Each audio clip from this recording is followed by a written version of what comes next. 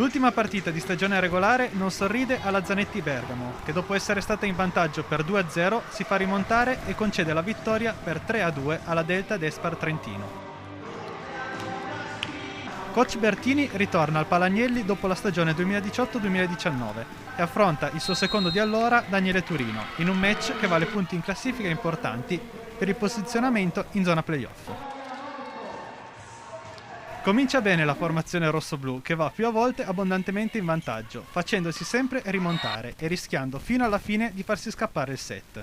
Alla fine Lode e compagne vincono 27-25 con Lanier sugli scudi, che realizza 8 punti. Nel secondo parziale la formazione orobica continua il trend positivo del primo set, complice una fase di ricezione di Trento assolutamente scadente. Il set si conclude 25-21 a favore della Zanetti. La terza ripresa volge a favore di Trentino, che finalmente registra la ricezione e con Dodorico in attacco e Pizzolato al servizio ritorna in corsa ed inizia la rimonta. Nel quarto parziale Bergamo perde Fersino, che riaccusa il problema alla caviglia e viene sostituita da Giorgia Faraone.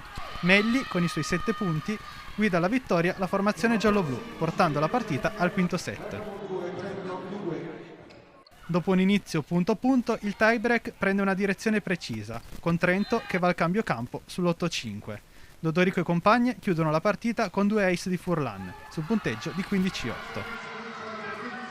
Con questi 2 punti Trentino muove la classifica e si porta all'8° posto con 24 punti e la partita con Perugia da recuperare, mentre la Zanetti Bergamo, con il punto conquistato, rimane 11ª a 21 punti.